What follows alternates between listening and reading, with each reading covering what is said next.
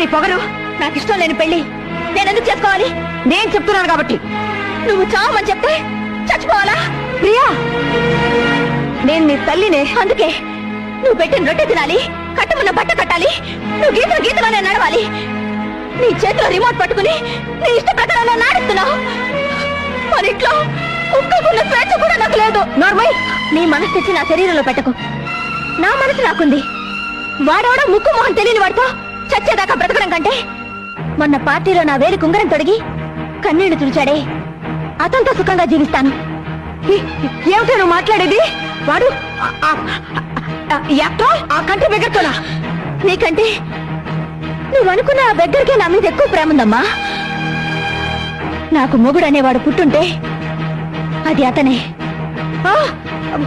ప్రియా, నిప్పులో దూకుతానంటావా? దూకవే, దూకు. కపట ప్రేమన్నవి మోసపోతావా? పోవే.